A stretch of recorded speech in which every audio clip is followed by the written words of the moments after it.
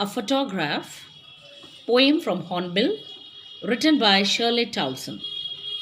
Now, this very sweet poem, written by Shirley Towson, is like a tribute from her side to her mother, who is no more in the world. This poem is written in three stanzas, and three stanzas describes three stages in the passage of time. The first stage is when poet's mother, she is standing at the beach enjoying with her cousins over there.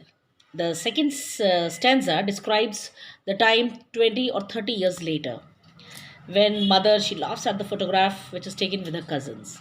And the third and the final stanza describes the time when poet's mother is no more in the world, she's dead, and Shirley Towson is painful, she's sorrowful at the death of her mother. Now we start with the poem. The cardboard shows me how it was when the two girl cousins went paddling. The cardboard. Cardboard means it's a stiff material, paper board it was, on which the photographs were pasted earlier. So the photograph shows me how it was when the two girl cousins went paddling. The photograph shows when poet's mother, along with the two cousins, they went paddling. Paddling means they went to walk bare feet in the shallow water of the sea, each one holding one of my mother's hands, and she, the big girl, some 12 years or so. Now, poet's mother, she was the big girl, she was standing in the middle, and both the sides they were cousins holding each other's hands, some 12 years or so. It was when poet's mother was 12 years or so. All three stood still to smile through the hair at the uncle with the camera. And all the three girls, they were standing still, smiling through the hair, which were blowing due to the wind, at the uncle with the camera. Uncle is ready. Poet's uncle was there. Poet's mother's uncle was there, who was taking the photograph, and they all three were standing still, motionless, to take the photograph. A sweet face, my mother's is. That was before I was born. And poet's mother's face was very sweet, naturally, before poet was born. And the sea which have, these are very important lines. And the sea which appears to have changed less, washed their terribly transient feet. And the sea which appears to have changed less. Though things have changed, a mother has changed, a poet has changed, but the sea which appears to have changed less, the sea is the same. There is no change in the sea. Wash their terribly transient feet. The sea, which is eternal, which is perennial, which has no change in it, it washed the feet of those people, of mothers and her cousins, whose life were transient, whose life were temporary. Okay, so this is the idea. Now you see the fifth line. All three stood still to smile through the hair. Now, sir sound is repeated in this line. Stood still, smile. So this is perfect example of alliteration. Alliteration.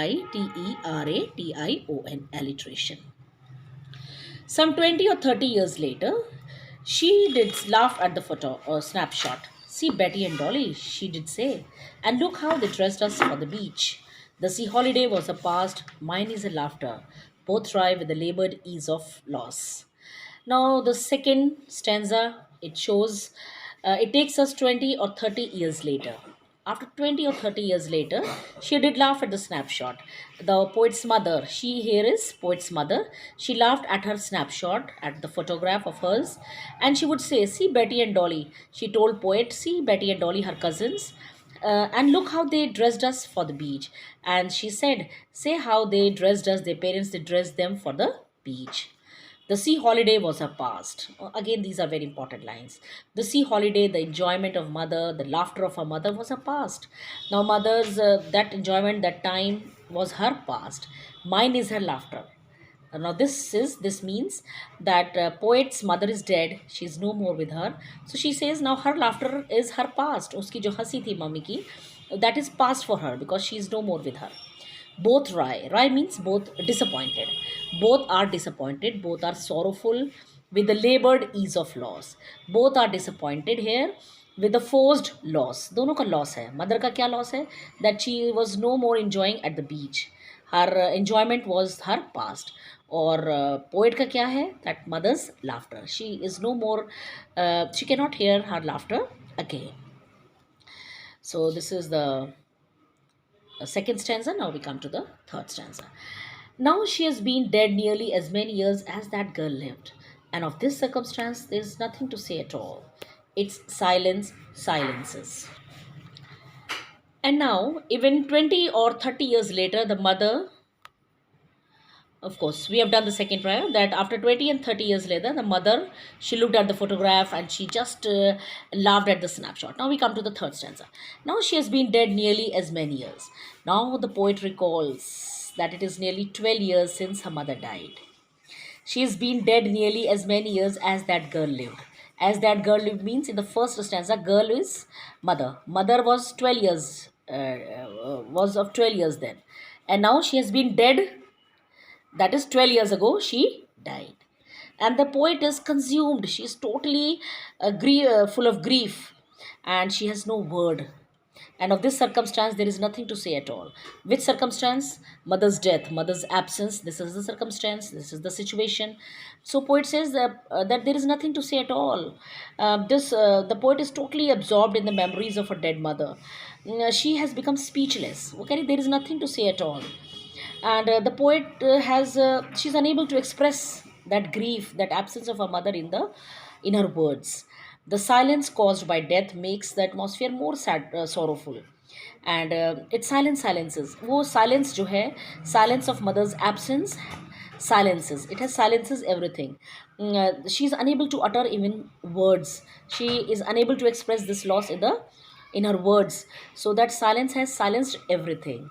That pain, that unhappiness has silenced her, surrounded her by silence. Now, this last line is an example of personification. Personification means who silence. कौन silence होता है? Human beings. So, this is a quality of human beings, that is silence. So, it is a personification. And you see this second stanza, labored ease. Okay, this line, labored ease, these words, these are example of oxymoron. Two contrasting words are there. Now, labored means with great difficulty and ease means comfortable. So these are also opposite words. When opposite words are put together, then it becomes oxymoron. And this first stanza, last line, terribly transient feet, this is again example of alliteration. I hope you have understood the poem. Thank you.